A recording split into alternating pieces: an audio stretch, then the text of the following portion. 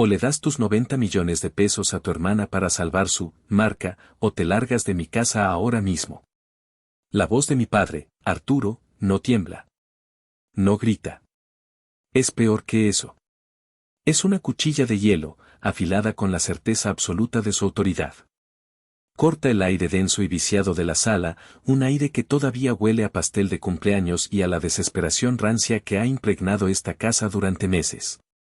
Frente a mí, él es un monolito de tiranía doméstica, plantado en su viejo sillón de cuero gastado, el trono desde el cual ha dictado cada ley no escrita de mi vida. A su lado, en el sofá floreado, mi madre, Alma, completa el cuadro. Se lleva una mano al pecho en un gesto de fragilidad ensayada, sus ojos grandes y húmedos fijos en mí, suplicando, acusando, manipulando, todo en una sola mirada. Y luego está ella. Mi hermana. Renata. La princesa del reino, la causa y el epicentro de este terremoto. A sus 26 años, está sentada en el borde del sofá, con el rímel ligeramente corrido por lágrimas que, estoy seguro, fueron estratégicamente derramadas. Su expresión es una obra maestra de victimismo, una mezcla de pánico por su inminente fracaso y una indignación infantil, como si el universo, y más específicamente, yo, tuviera la obligación cósmica de resolver sus problemas. El silencio que sigue a la sentencia de mi padre es pesado, un vacío que absorbe el sonido.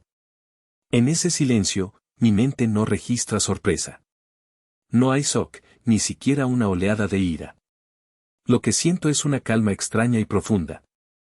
La calma de una pieza de metal que, tras ser sometida a una tensión insoportable durante años, finalmente alcanza su punto de fractura.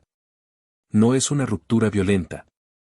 Es un quiebre limpio, preciso, casi silencioso. Es la calma de la confirmación. Durante 29 años, he vivido en esta casa sintiéndome como un fantasma, una pieza funcional pero invisible en el elaborado altar construido para adorar a mi hermana. He sido el hijo responsable, el de las buenas calificaciones, el que consiguió una beca, el que se pagó la mitad de la carrera con trabajos de mierda, el que paga una renta puntual por vivir en su propio cuarto de la infancia. He sido el plan B, la red de seguridad silenciosa. Y ahora, por un giro absurdo del destino, mi fantasma de repente se ha vuelto de oro macizo. Y ellos han venido a cobrar. Somos una familia, Damián, susurra mi madre, su voz un veneno dulce. Tu hermana te necesita. No puedes ser tan egoísta.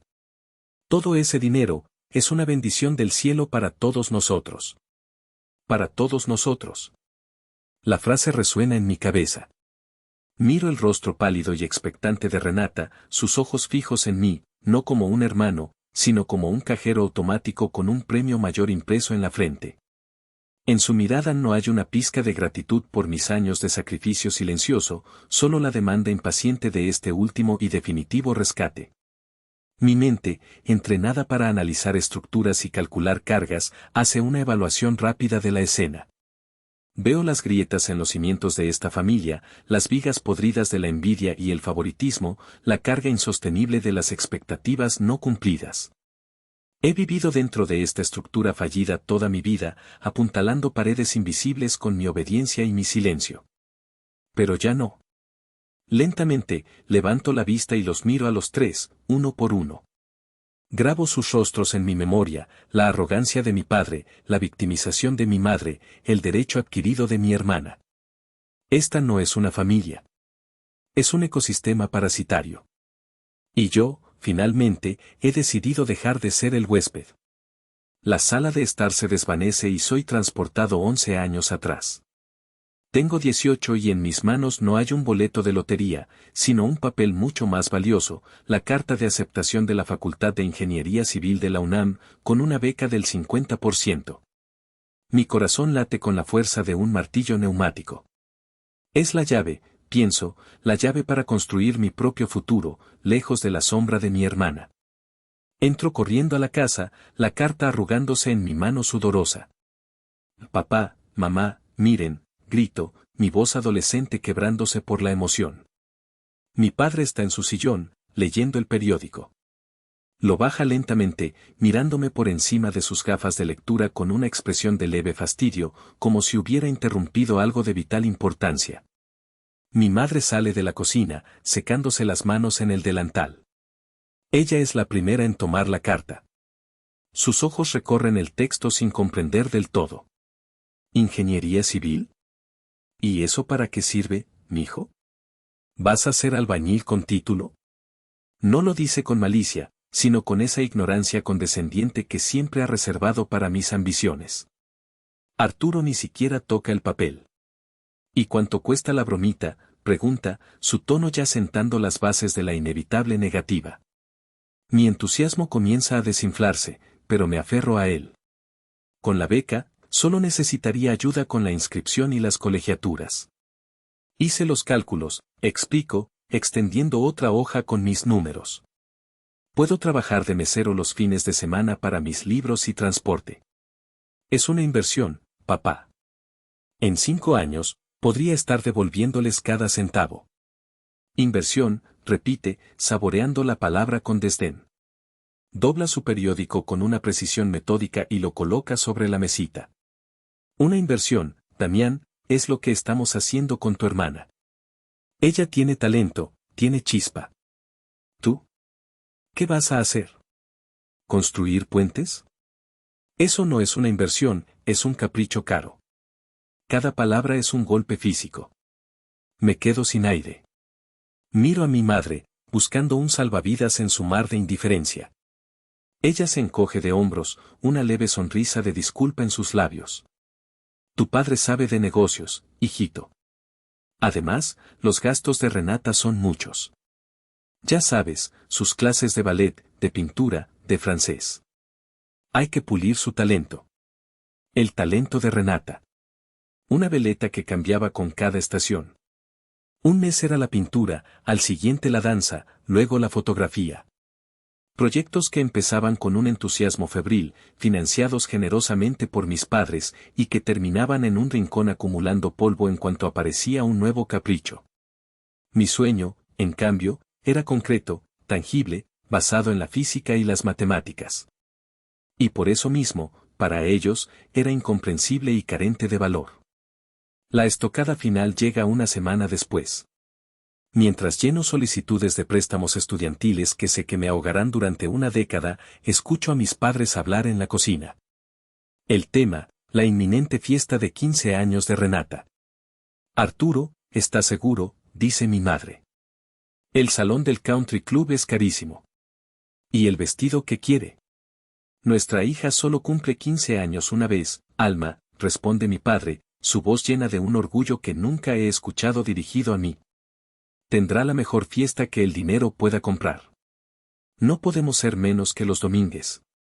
Es una inversión en su futuro, en su círculo social. Una inversión. Esa palabra de nuevo. Una fiesta era una inversión. Mi educación era un capricho. Esa noche, en la oscuridad de mi cuarto, nace en mí una rabia fría y silenciosa. No es explosiva.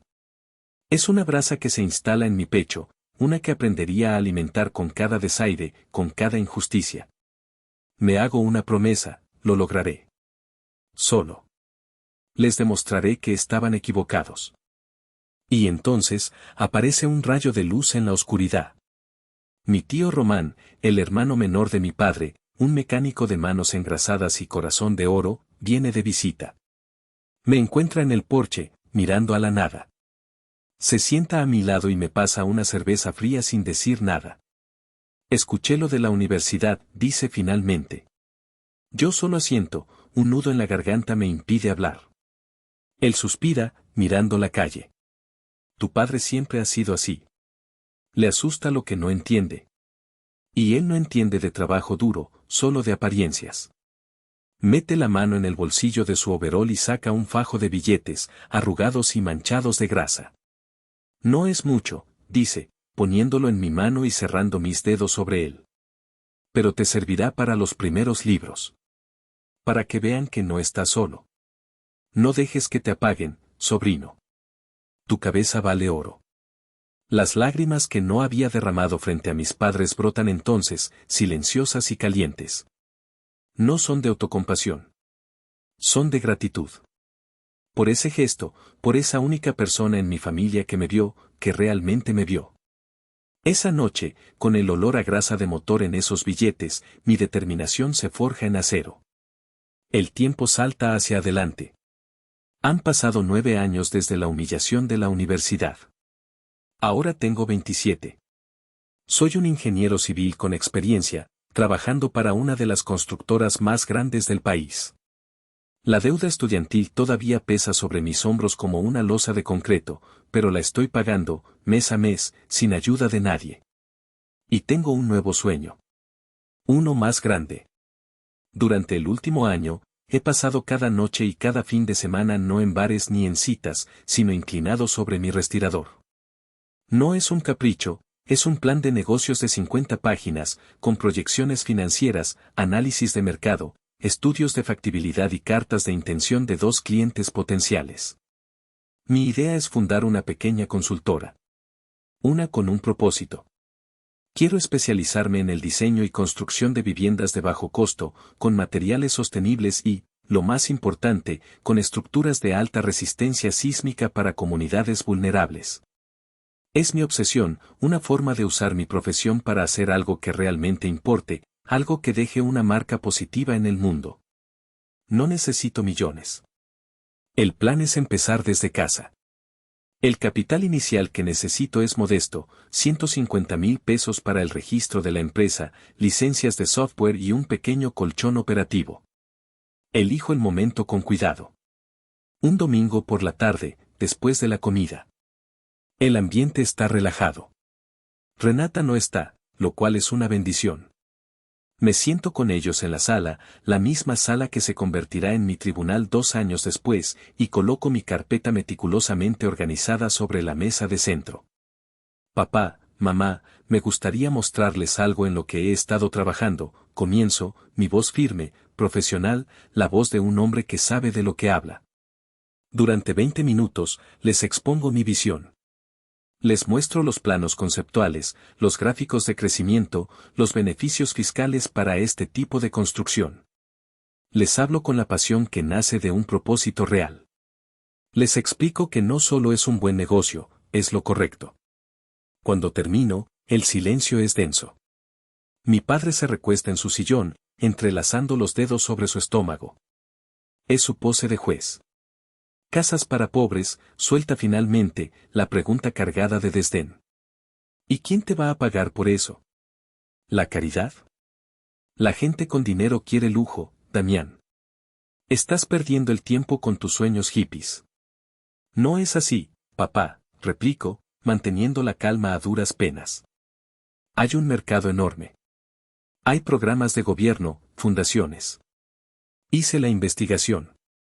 Es viable y es rentable. Solo necesito un pequeño impulso inicial. Mi madre interviene con su habitual tono de falsa preocupación. Suena muy arriesgado, hijito. Tienes un buen trabajo, un sueldo seguro. ¿Para qué complicarte la vida? ¿Y si fracasas? Ya tienes una deuda muy grande. Siempre el recordatorio, la cadena invisible que usan para mantenerme a raya. Arturo se ríe, una risa corta y seca que me hiela la sangre. Fracasarás. No tienes lo que se necesita. Te falta, instinto. El que le sobra a tu hermana. Y ahí está. La comparación inevitable. El clavo final en el ataúd de mi propuesta. A sus ojos, yo soy el técnico, el obrero. Renata es la visionaria, la artista, la estrella. Recojo mi carpeta en silencio.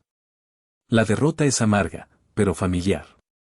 Me siento como aquel chico de 18 años con su carta de aceptación arrugada.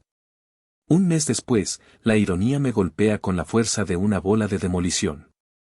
Durante la cena, Renata, recién llegada de un viaje a Tulum para encontrar inspiración, anuncia su epifanía. Quiere lanzar su propia marca de estilo de vida. Se llamará Eclat, dice, pronunciando mal la palabra francesa. Venderé cosas. Cosas con buen gusto.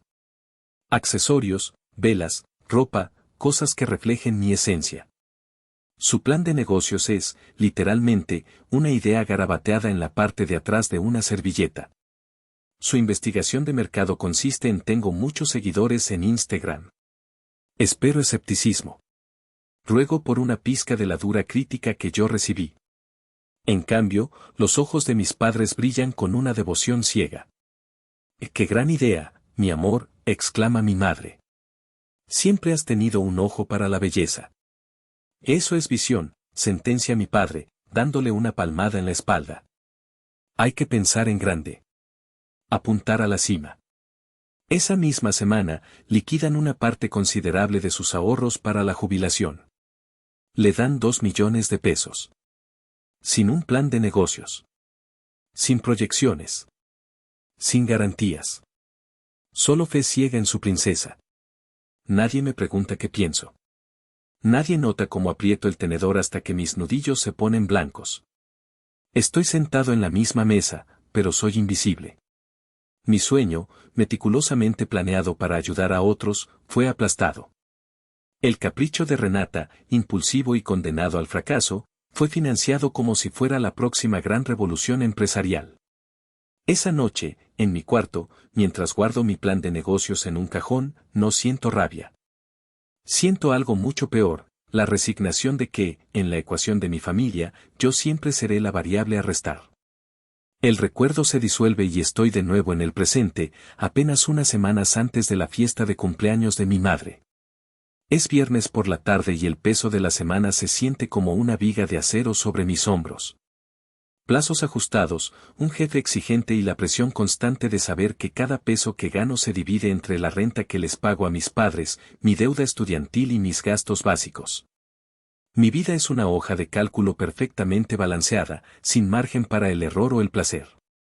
Como cada viernes, me detengo en la pequeña miscelánea de la esquina, esa que huele a fabuloso y a pan dulce. Don Ramiro, el dueño, un anciano con una sonrisa desdentada, ya me espera. Lo de siempre, ingeniero, pregunta. Asiento. Lo de siempre, don Ramiro. Me desliza un boleto del Melate a través del mostrador. Pago los 15 pesos. Es mi único vicio, mi único acto de rebelión contra la lógica aplastante de mi vida. Es un ritual que mi familia, por supuesto, desprecia. Sigues tirando tu dinero en esa tontería, hermanito, me había dicho Renata la semana anterior, viéndome guardar el boleto en mi cartera. Con los 60 pesos que gastas al mes, al menos podrías invitarme a un café de Starbucks. Dámelo a mí y al menos lo disfrutaríamos. El dinero que gastas en una sola de tus cremas faciales me pagaría la lotería por 2 años, le respondí una vez, en un raro momento de confrontación. Mi padre lo escuchó y sentenció desde su trono de cuero, tu hermana sabe invertir en su imagen, en su marca. Tú solo sabes tirar el dinero en sueños para tontos. No volví a responderles. No valía la pena. El boleto no era una inversión, era un salvoconducto. Por 15 pesos, compraba el derecho a soñar durante una semana. El derecho a imaginar una vida donde no tenía que contar cada centavo, donde podía abrir mi propia empresa sin pedir permiso a nadie, donde podía, simplemente, irme. Era el impuesto que pagaba por la esperanza. Esa noche, la casa está más tensa que nunca. El negocio de Renata, Eclat, es un agujero negro financiero. Las discusiones son constantes. Me he vuelto un experto en hacerme invisible, en moverme por la casa como un fantasma. Ceno un sándwich frío sobre mi escritorio mientras reviso unos planos. En mi cuarto, tengo mi propio santuario, una mesa donde, en mi tiempo libre, ensamblo complejos modelos a escala de puentes y edificios famosos. Es mi forma de meditación, de crear orden y belleza en medio del caos. Más tarde, enciendo la televisión en volumen bajo para ver el sorteo. No espero nada. Nunca lo hago. Es solo el cierre del ritual. Apunto los números en un post-it, como siempre. Luego, saco el boleto de mi cartera. El primer número. 8. Coincide. Una pequeña sonrisa. Siempre es emocionante acertar el primero. El segundo número. 15. Coincide. Mi corazón da un pequeño brinco. El tercero. 22. Coincide. Dejo de respirar. El cuarto. 37. Coincide. Mis manos empiezan a temblar. El quinto. 43. Coincide. El sándwich a medio comer se siente como una piedra en mi estómago. Y el número final. 54. Coincide. Me quedo mirando el billete, luego el post-it, luego la pantalla del televisor donde repiten los números ganadores. No puede ser. Debe haber un error.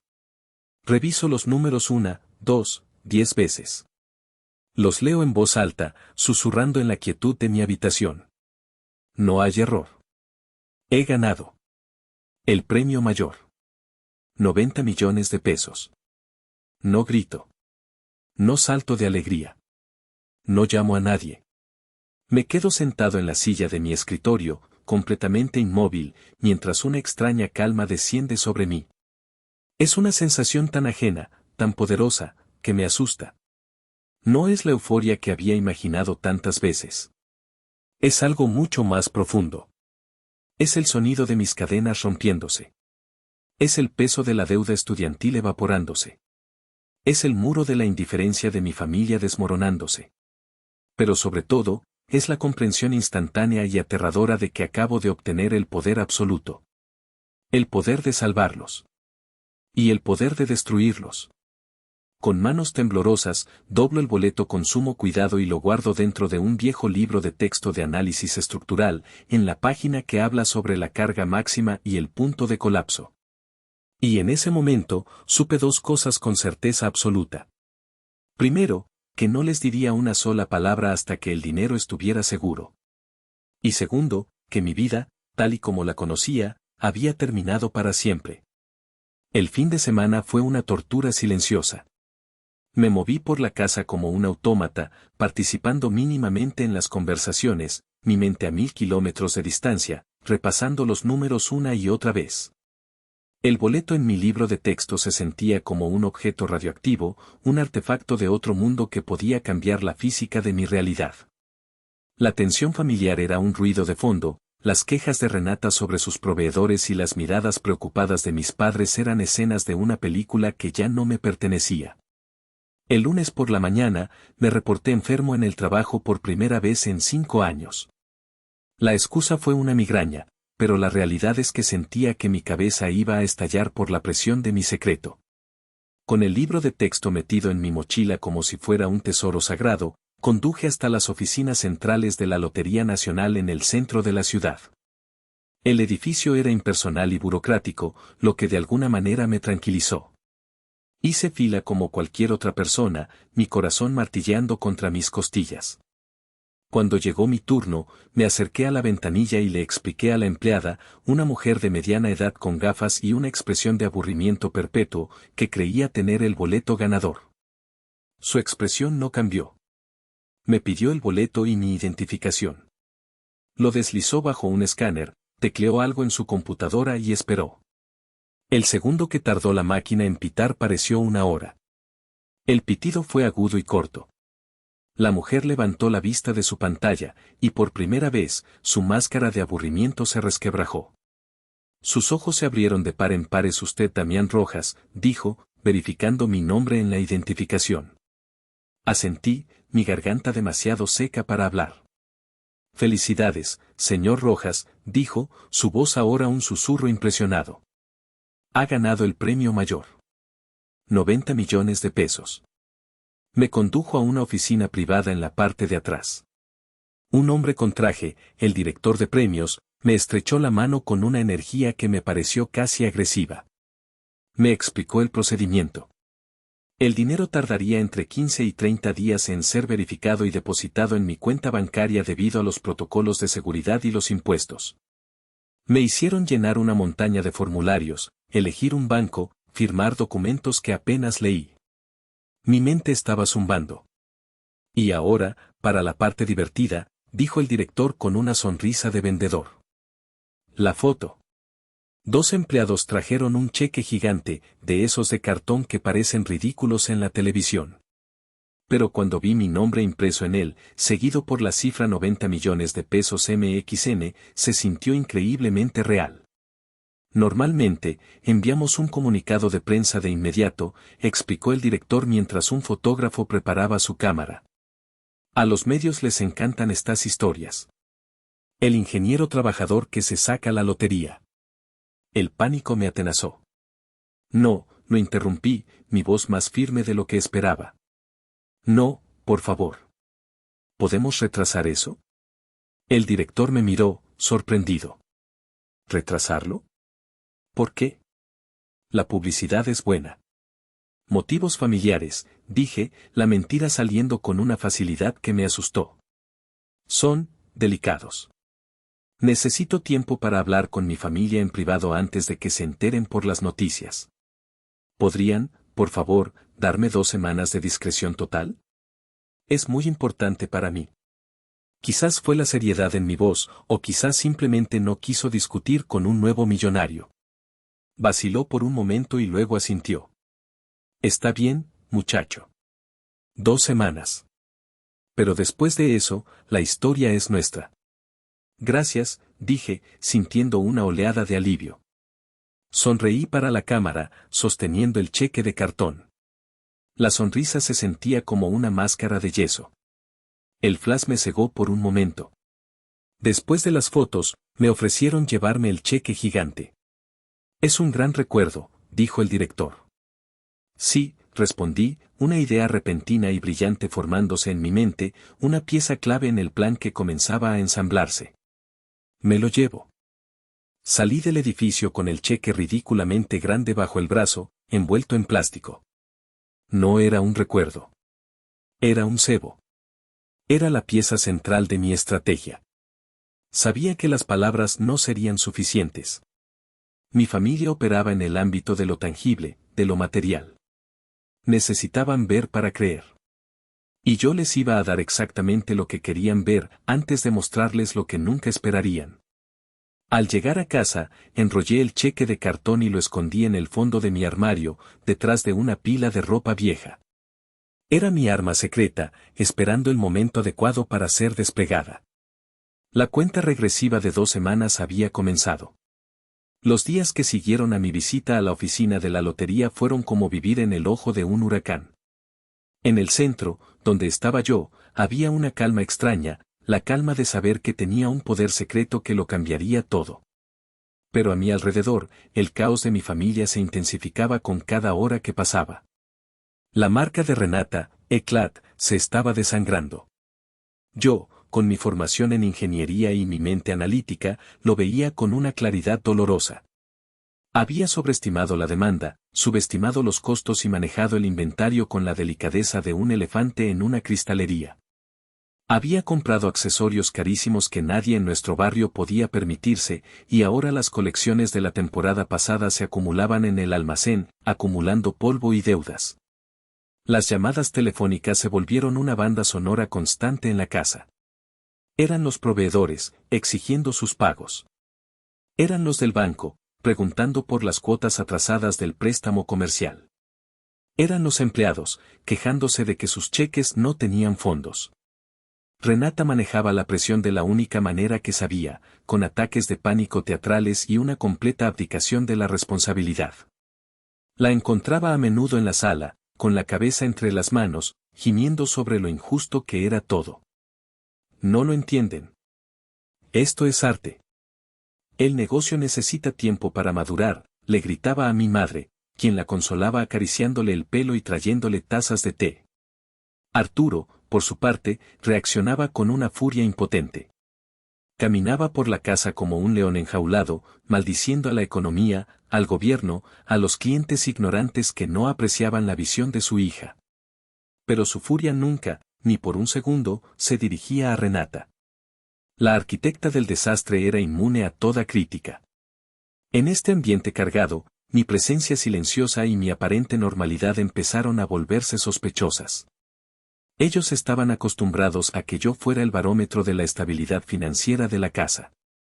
Si yo estaba tranquilo, era porque las cosas no podían estar tan mal.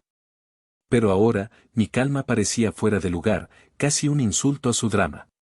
La presión sobre mí comenzó de forma sutil. Damián, hijito, me dijo mi madre una noche, mientras yo intentaba cenar en paz. Sé que has estado ahorrando. Tu hermana solo necesita un pequeño empujón para superar este bache. Unos 20,000 pesitos para pagarle al proveedor más insistente. No puedo, mamá, respondí con calma, sin levantar la vista de mi plato. Estoy pagando mi deuda. Cada centavo cuenta. Su rostro se endureció. Siempre tú y tu deuda.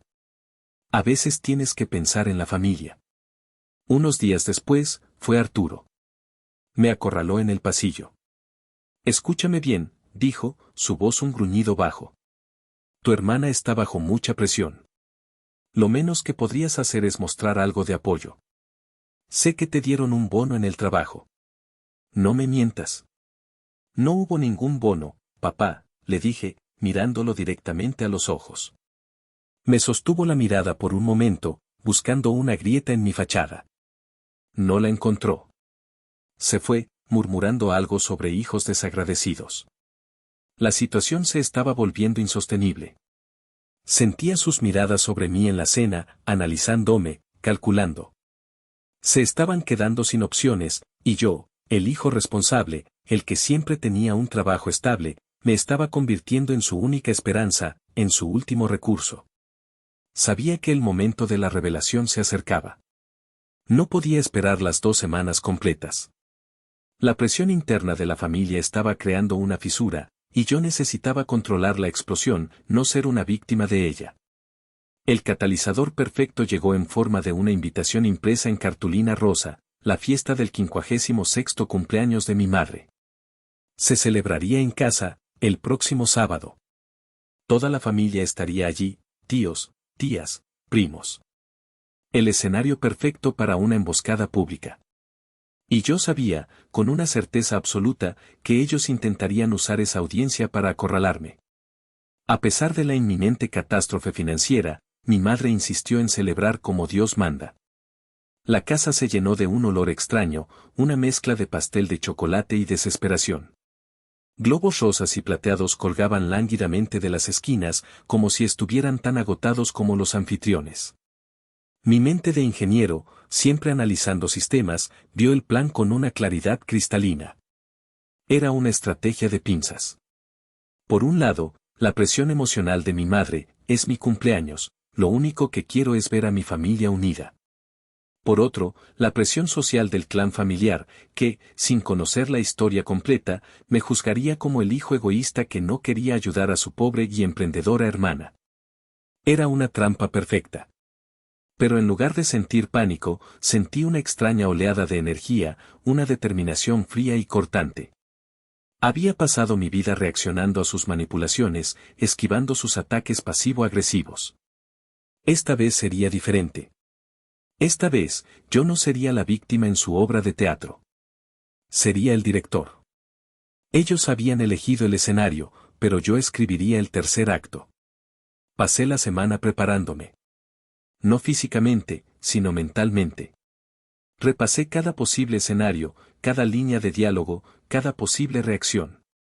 En las noches, en lugar de relajarme con mis modelos a escala, me sentaba en silencio, visualizando la confrontación. Era como planificar una demolición controlada, necesitaba saber exactamente dónde colocar los explosivos para que la estructura colapsara sobre sí misma, sin dañar nada a su alrededor que yo quisiera conservar. Mi tío Román me llamó un par de días antes. Su voz sonaba preocupada. Oye, sobrino, tu mamá me llamó para invitarme. Sonaba rara. ¿Todo bien por allá? Todo bien, tío. No te preocupes, le respondí, mi voz más segura de lo que me sentía. Solo ven a la fiesta. Creo que será memorable. La noche antes de la fiesta, saqué el cheque de cartón de mi armario. Lo desenrollé en el suelo de mi cuarto. Era enorme, ridículo, casi cómico. Pero en la penumbra, bajo la luz de mi lámpara de escritorio, no parecía un trozo de cartón. Parecía un arma. El arma que usaría para destruir el mundo que ellos habían construido a mi costa y para empezar a construir el mío. Lo enrollé de nuevo, con un cuidado casi ceremonial, y lo dejé junto a la puerta de mi cuarto. La trampa estaba lista. La cuenta regresiva había terminado. El espectáculo estaba a punto de comenzar. El sábado de la fiesta llegó con un cielo gris y plomizo que parecía reflejar el ambiente dentro de la casa. Me mantuve en un segundo plano, ayudando a poner la mesa, sirviendo bebidas, interpretando el papel del hijo obediente que siempre esperaban que fuera. Era un actor en mi propia tragedia, esperando mi señal. Observaba a mi familia interactuar. Mi tía Carmen, la hermana de mi madre y la principal proveedora de chismes de la familia, revoloteaba por la sala, haciendo preguntas indiscretas sobre el negocio de Renata con una falsa expresión de preocupación. ¿Y cómo van las ventas, sobrina? ¿Ya eres la próxima Carolina Herrera? Renata, por su parte, había conseguido reunir la energía suficiente para interpretar su papel de joven empresaria asediada pero brillante, hablando vagamente de expansión y nuevos mercados a cualquiera que quisiera escuchar. Era una farsa, y todos en esa habitación, de una forma u otra, eran parte del elenco. Mi tío Román llegó temprano y me dio un abrazo discreto. Seguro que todo bien, me susurró al oído. Te ves diferente. Más tranquilo. Demasiado tranquilo.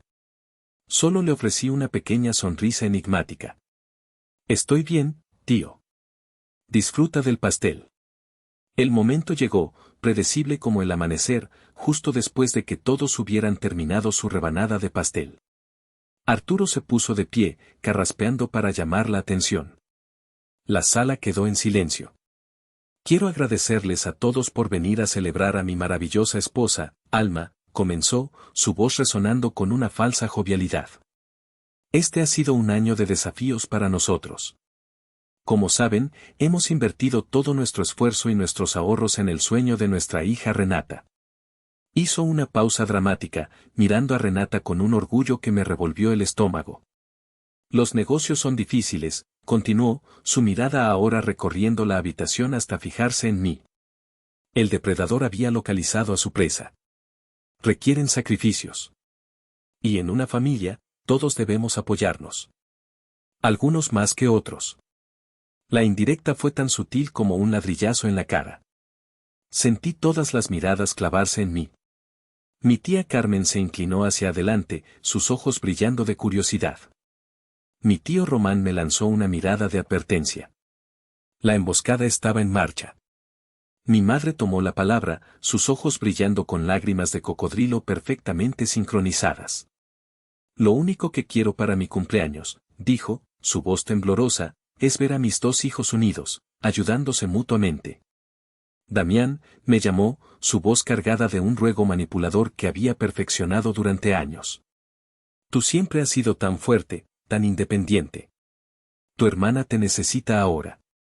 Un pequeño empujón es todo lo que pide. Era una obra maestra de la manipulación pública. Me habían acorralado. Si me negaba, sería el monstruo egoísta frente a toda la familia. Si cedía, estaría financiando el desastre de Renata y validando años de injusticia. Me habían colocado en un jaque perfecto. Pero ellos no sabían que yo había venido preparado para volcar el tablero de ajedrez. Respiré hondo, dejando que el silencio se alargara un segundo más, saboreando la tensión que llenaba la habitación. Tienes razón, mamá, dije, mi voz clara y tranquila, cortando el aire. El efecto de mis palabras fue inmediato. Un suspiro colectivo de alivio pareció recorrer la sala. Mis padres intercambiaron una mirada de triunfo. Renata incluso esbozó una pequeña sonrisa, la sonrisa de alguien que sabe que su rabieta ha funcionado. Probablemente pensaron que la batalla había terminado, que el hijo obediente finalmente había entrado en razón. Pero la batalla ni siquiera había comenzado. Me puse de pie lentamente, atrayendo todas las miradas. Lo más importante es la familia, continué, mi voz resonando con una sinceridad fingida.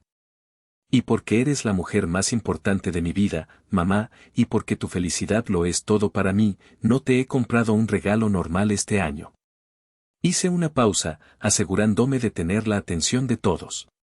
De hecho, te tengo un regalo que creo que solucionará los problemas de todos. Para siempre. Las miradas de mis padres y de Renata pasaron de la sorpresa a la expectación codiciosa. Probablemente pensaron que iba a firmarles un cheque con mis ahorros allí mismo, frente a todos, en un gran gesto de sacrificio filial. La humillación pública que habían planeado para mí se estaba convirtiendo en su fantasía de salvación. Permítanme un momento, dije. Salí de la sala con calma y subí las escaleras hacia mi cuarto. Cada paso era deliberado, cada crujido de la madera aumentaba el suspense en la planta baja. Abrí la puerta de mi habitación, tomé el enorme rollo de cartón que había dejado preparado y bajé de nuevo. Al entrar en la sala, el tamaño del objeto provocó murmullos de confusión. Mi tía Carmen frunció el ceño. Mi padre me miró con una mezcla de impaciencia y desconcierto. Me paré en el centro de la habitación, el punto focal de todas las miradas. Y con un movimiento teatral, un floreo que había practicado en mi mente 100 veces, desenrollé el cheque. El silencio que cayó sobre la sala fue absoluto, total. Fue tan profundo que pude oír el zumbido del refrigerador en la cocina y el latido de mi propio corazón en mis oídos. El tiempo pareció congelarse. Los ojos de todos estaban fijos en el cartón, en mi nombre impreso en letras elegantes y, sobre todo, en la cifra. La cifra que lo cambiaría todo. 90 millones de pesos MXN. Mi tía Carmen ahogó un grito, llevándose una mano a la boca. Varios primos se pusieron de pie de un salto, como si una corriente eléctrica hubiera recorrido el suelo. El plato de pastel que Renata sostenía se deslizó de sus manos y se estrelló contra la alfombra con un ruido sordo y húmedo, pero ella ni siquiera parpadeó. Sus ojos, enormes, estaban pegados a los números. Mi padre, Arturo, el hombre que nunca perdía la compostura, se quedó paralizado, su boca abierta en una O perfecta, su rostro perdiendo todo color. Y mi madre, Alma, se llevó una mano al corazón, su rostro una máscara de incredulidad tan intensa que parecía dolorosa. Sostuve el cheque en alto, como un trofeo, como una declaración de guerra. «Feliz cumpleaños, mamá», dije, mi voz resonando en el silencio sepulcral, clara, firme y llena de un poder que nunca antes habían escuchado en mí. Gané el melate. El caos que se desató a continuación fue exactamente como lo había previsto. Gritos de asombro, preguntas atropelladas, gente acercándose para tocar el cartón como si fuera una reliquia sagrada. Pero en medio de todo ese ruido, vi algo en los ojos de mis padres y de mi hermana. No era alegría por mí. No era alivio. Era el brillo depredador de un animal que acaba de ver a su presa, una presa que no habían cazado, pero que ya consideraban suya. La trampa estaba puesta. Y ellos habían caído de cabeza en ella. La fiesta terminó abruptamente. Los familiares, aturdidos y abrumados por la noticia, se despidieron con una mezcla de felicitaciones forzadas y miradas cargadas de una envidia casi palpable. Mi tío Román fue el último en irse. Antes de cruzar la puerta, me apretó el hombro con fuerza. «Ten mucho cuidado, Damián», me susurró, sus ojos serios. Un lobo no cambia sus instintos solo porque la oveja se cubra de oro. Asentí, agradeciendo su advertencia silenciosa. Él era el único que veía más allá del dinero. Una vez que la puerta se cerró, la atmósfera en la casa cambió. La falsa cordialidad se evaporó, reemplazada por una energía eléctrica y depredadora.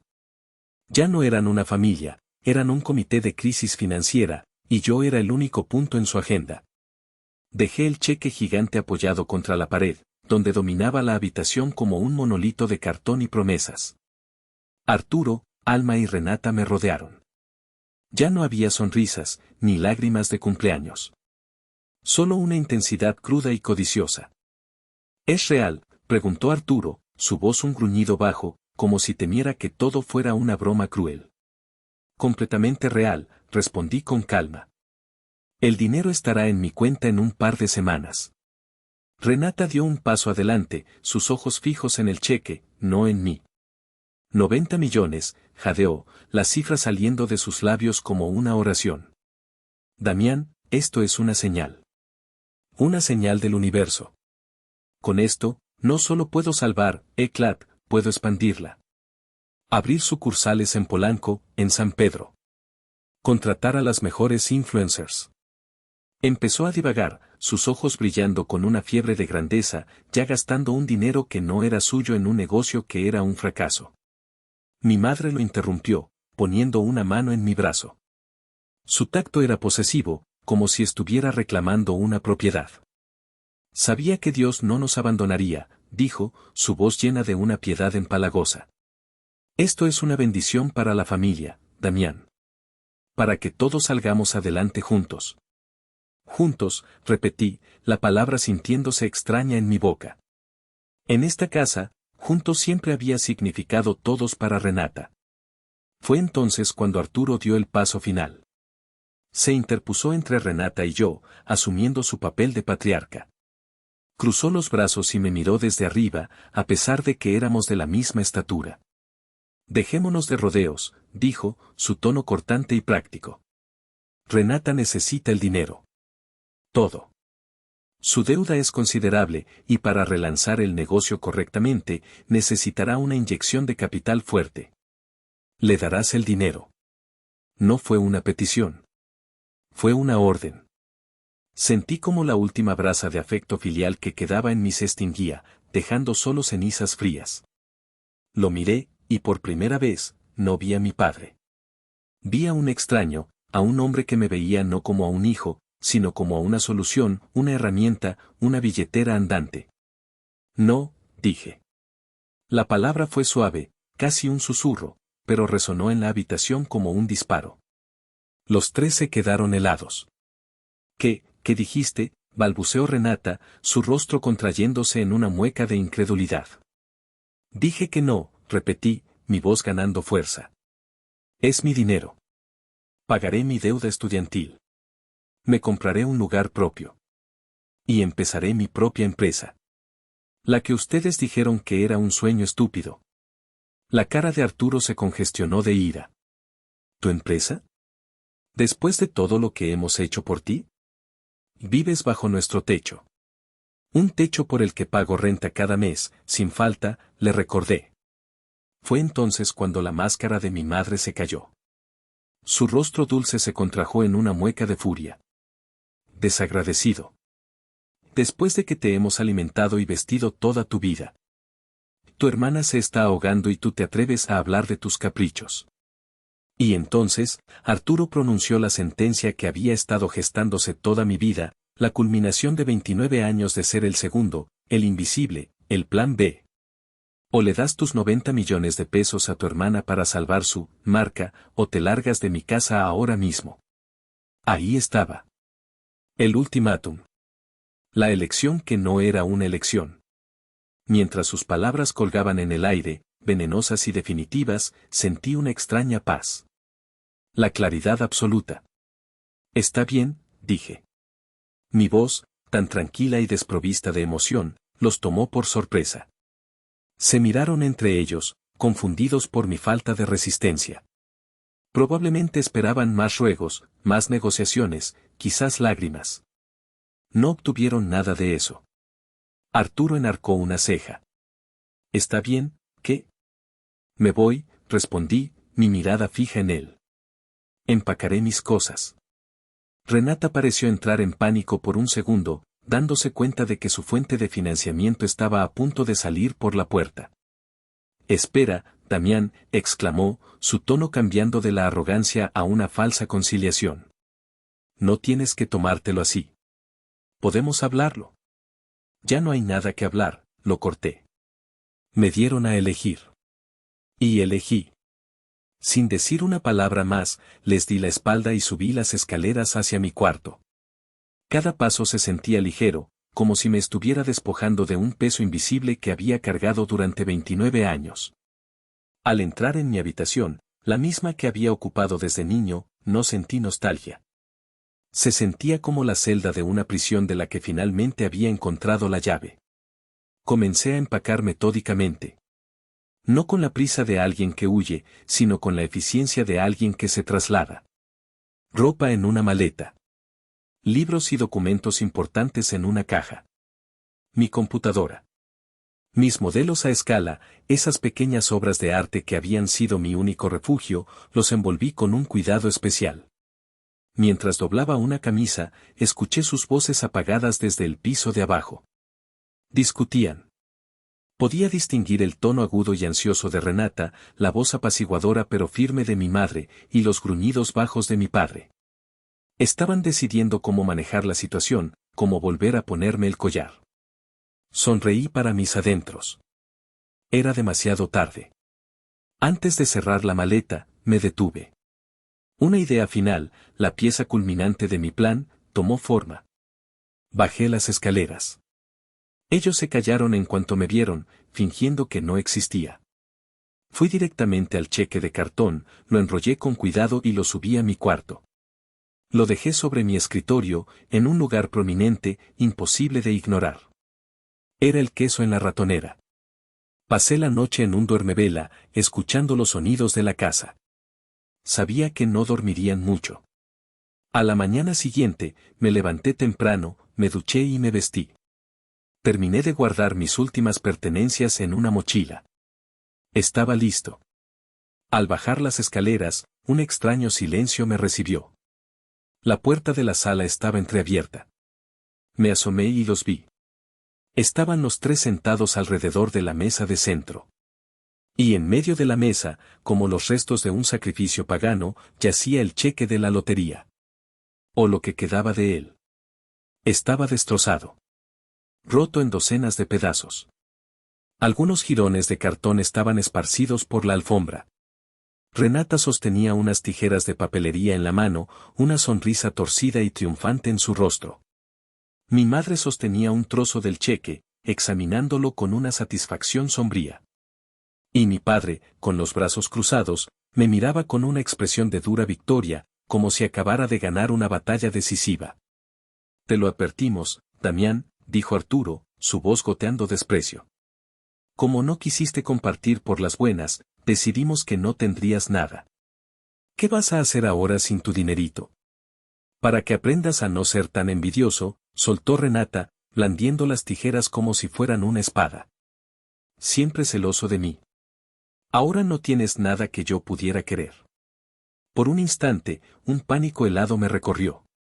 ¿Y si me había equivocado? ¿Y si ese cheque era más importante de lo que pensaba? Pero entonces, la ola de pánico se retiró tan rápido como había llegado, reemplazada por algo completamente inesperado. Una burbuja de risa subió desde mi pecho. Traté de contenerla, de ahogarla, pero fue inútil. Empecé a reírme. No era una risita nerviosa. Era una carcajada profunda, estruendosa, de esas que te doblan por la mitad y te sacan las lágrimas. Me reí tan fuerte que tuve que apoyarme en el marco de la puerta para no caerme. Me miraron como si me hubiera vuelto loco. La sonrisa de Renata vaciló. La expresión de mi padre pasó de la victoria a la furia confundida. ¿De qué te ríes, imbécil?, gruñó Arturo. Mi risa solo se hizo más fuerte. Era la risa de la liberación. La risa de alguien que acaba de presenciar el acto más estúpido y autodestructivo imaginable. ¿Por qué te ríes?, gritó mi madre, su voz aguda por la histeria. Acabamos de destruir tu premio. No vas a cobrar ni un centavo. Finalmente, logré tomar aire. Me limpié las lágrimas de la risa de los ojos y los miré, a los tres, con una pena casi genuina. Ese cheque, dije, señalando los patéticos restos en la mesa. Ese cheque no vale nada. Es un pedazo de cartón. Un cheque simbólico que me dieron para las fotos en la oficina de la lotería. Hice una pausa, dejando que mis palabras flotaran en el aire. El dinero real está siendo procesado electrónicamente. Estará en mi cuenta bancaria en menos de 2 semanas. De verdad pensaron que podían arruinarme rompiendo un trozo de cartón? ¿En serio son tan increíblemente idiotas? El silencio que siguió a mis palabras fue glorioso.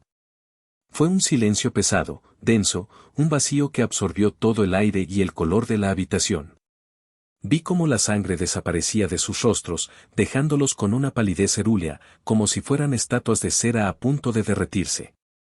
La sonrisa arrogante de Renata se congeló y luego se desmoronó, reemplazada por una expresión de horror puro. Las tijeras se le cayeron de la mano, golpeando la alfombra con un ruido sordo. Mi padre, Arturo, abrió la boca para decir algo, pero solo salió un sonido ahogado, como un pez fuera del agua. Mi madre fue la primera en encontrar su voz, aunque era un hilo tembloroso, irreconocible. No, no es cierto, balbuceó, mirando los pedazos de cartón como si pudieran volver a unirse por pura fuerza de voluntad. Estás mintiendo. Lo haces para lastimarnos. Lastimarlos, respondí, mi risa ya desaparecida, reemplazada por un frío glacial. Ustedes son los que sostenían las tijeras. Ustedes son los que intentaron destruir mi futuro por pura malicia. Yo solo estoy diciendo la verdad. En medio de su aturdimiento, continué, mi voz volviéndose aún más fría. Pero esta función aún no termina. Ahora es mi turno de enseñarles una lección. Se llama, consecuencias. Saqué mi teléfono del bolsillo. Sus ojos siguieron cada uno de mis movimientos como si fuera una pistola. El pulso de Renata era visible en su cuello. Mi madre se mordía el labio hasta hacerlo sangrar. Busqué en mis contactos. El nombre estaba ahí, guardado desde hacía meses, desde que Renata, en uno de sus arranques de arrogancia, me había presumido de sus importantes conexiones. Encontré el nombre, señor Morales. Presioné el botón de llamar y, deliberadamente, activé el altavoz. El tono de llamada sonó en la habitación silenciosa, cada timbre como el martillo de un juez. Después de 2 tonos, una voz grave y autoritaria respondió. Bueno. Señor Morales, buenos días. Habla Damián Rojas, dije, mi voz clara y profesional. Hubo una pausa. ¿Damián? ¿El joven ingeniero? ¡Qué sorpresa! ¿Cómo estás, muchacho? La voz del señor Morales sonaba genuinamente complacida de escucharme.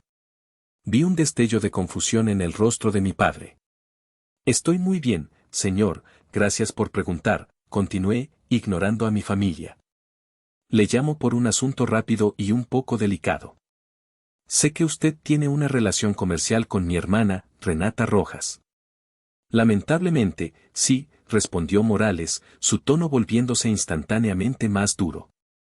Un dolor de cabeza, esa muchacha. Lo imagino, señor. Y es por eso que le llamo.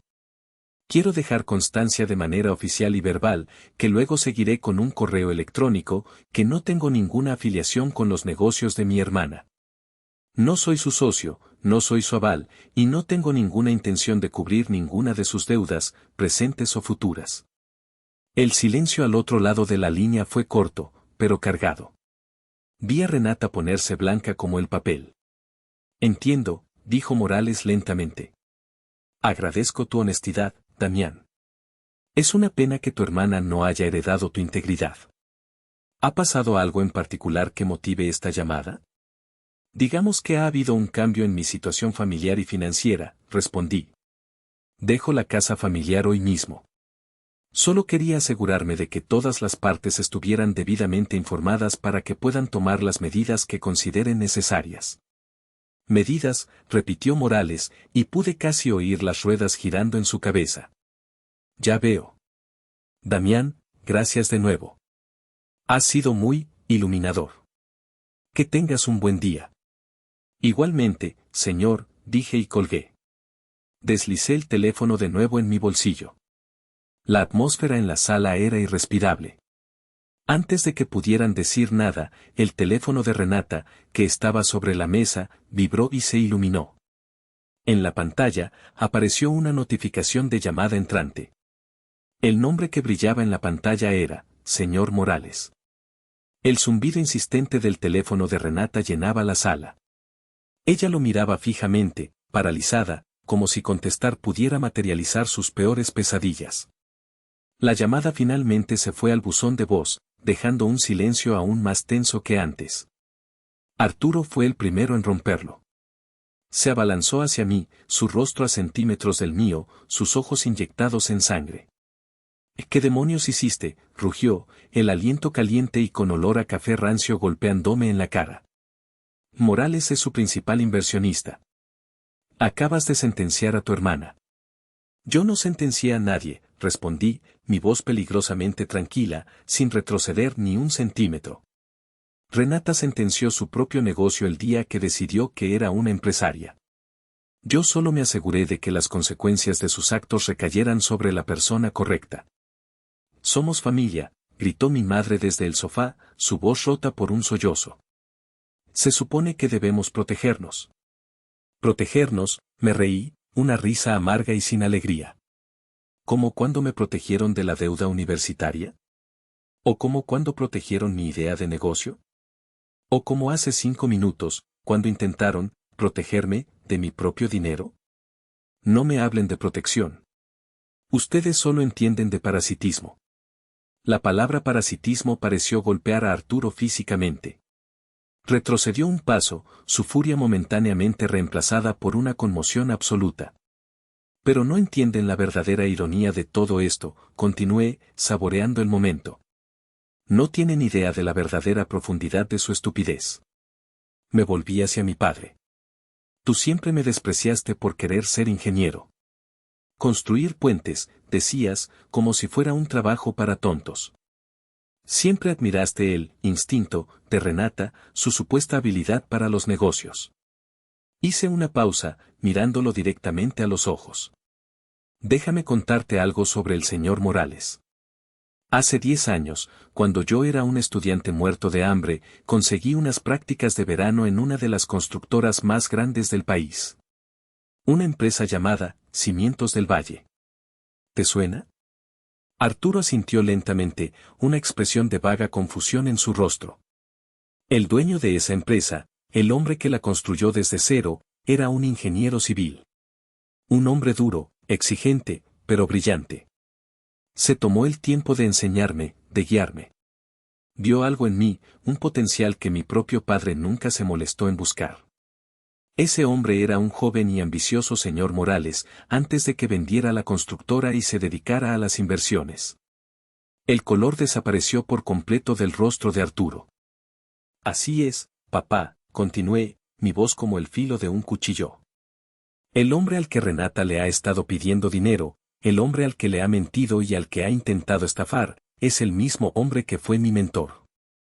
Renata, en su infinita arrogancia, incluso usó mi nombre, presumiendo de su hermano ingeniero, para intentar ganar credibilidad ante él, sin tener la más remota idea de nuestra historia. Renata se desplomó en el sofá, cubriéndose la cara con las manos. Pero esa ni siquiera es la mejor parte, dije. La verdadera pregunta, la que deberían hacerse ahora mismo, no es qué hice yo. La pregunta es qué hiciste tú, papá. Me acerqué a él, mi voz bajando a un susurro conspirador. Cuando el dinero de tu jubilación se acabó, Morales, que ya no confiaba en ella, le pidió una garantía. Una garantía real, tangible. Algo de valor. Miré alrededor de la sala, a los muebles gastados, al retrato familiar. Renata no tenía nada a su nombre. Así que tú, en un acto de desesperación y fe ciega, le diste algo. El tío Román me lo contó, estaba preocupado. Me dijo que habías ido a una notaría. Hipotecaste esta casa, ¿verdad, papá? Apostaste el único patrimonio que esta familia ha tenido en el fracaso anunciado de tu hija favorita. Pusiste el techo sobre nuestras cabezas como garantía, con la confianza ciega de que, si todo salía mal, tu otro hijo, el invisible, el plan B, estaría aquí con su cheque de lotería para limpiar tu desastre. El silencio que siguió fue la explosión final. Arturo se tambaleó hacia atrás y se dejó caer pesadamente en su sillón. No parecía un tirano. Parecía un hombre viejo, frágil y completamente destrozado. Mi madre soltó un gemido, un sonido animal de pura angustia. Y Renata solo lloraba en silencio, una niña perdida en las ruinas del mundo que ella misma había ayudado a destruir. Había ganado. Me quedé de pie por un momento más, observando el cuadro de devastación. Eran como los restos de una demolición controlada. Una que yo había planeado y ejecutado con una precisión milimétrica. No sentí compasión. No sentí pena. Solo una distancia inmensa. Tomé mi mochila del suelo y me la colgué al hombro. La caja con mis libros y la maleta estaban junto a la puerta. Pagué la renta de este mes por adelantado, dije, mi voz plana, desprovista de toda emoción. Así que, técnicamente, tienen 30 días antes de que el nuevo dueño, el señor Morales, probablemente venga a tocar la puerta. Les sugiero que empiecen a empacar. Nadie respondió. Nadie se movió. Buena suerte, añadí. No lo dije con sarcasmo. Fue una despedida genuina, la despedida que le das a extraños con los que alguna vez compartiste un espacio. Me di la vuelta y caminé hacia la puerta principal. Cada paso era firme, decidido. No había duda, no había arrepentimiento. Al abrir la puerta, la luz de la mañana me pareció más brillante de lo normal.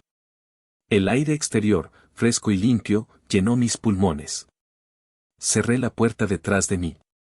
El clic de la cerradura fue el sonido más satisfactorio que había escuchado en mi vida. No miré atrás. Mi primera parada no fue un hotel de lujo ni una agencia de bienes raíces. Fue una sucursal de mi banco. Me senté frente a un ejecutivo y le expliqué mi situación. Le mostré los documentos de la lotería. Sus ojos se abrieron de par en par. Lo primero es lo primero, le dije, mi voz resonando con una autoridad que no sabía que poseía. Quiero liquidar el saldo total de mi préstamo estudiantil. Ahora mismo. Tecleó en su computadora. Me dijo la cantidad, 450,000 pesos. Una cifra que me había atormentado durante años. Páguelo, le ordené. Observé en la pantalla cómo el saldo se convertía en cero. Una ola de alivio tan intensa me recorrió que casi me mareo.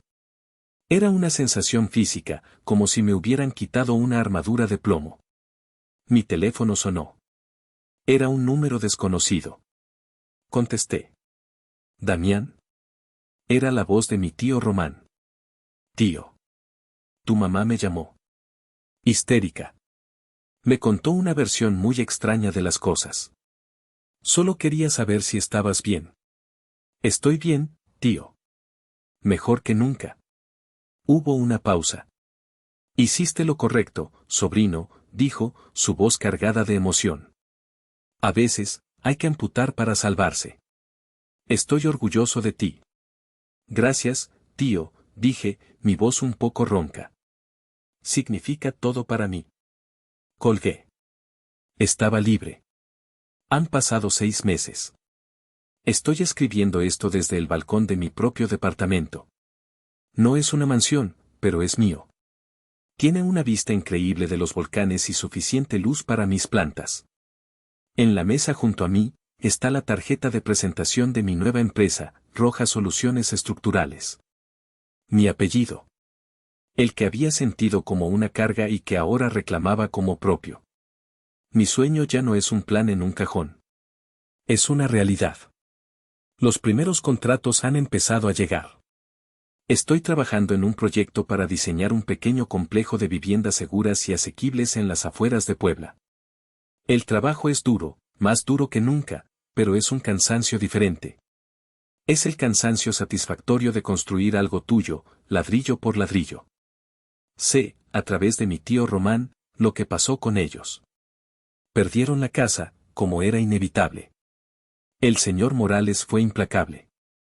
Ahora viven los tres juntos en un pequeño departamento alquilado en una zona mucho menos agradable de la ciudad.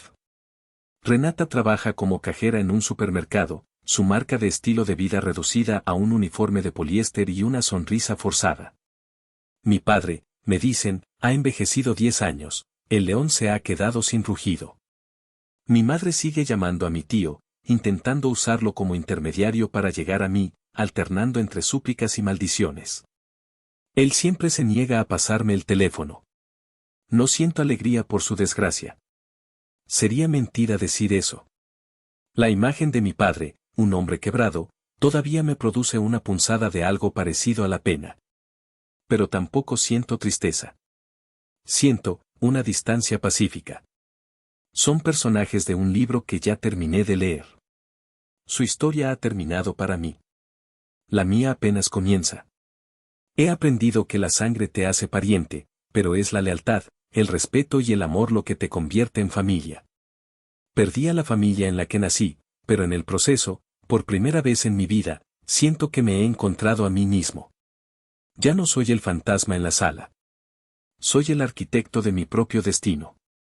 La gente dice que la sangre es más espesa que el agua, que la familia es lo primero, que siempre hay que perdonar.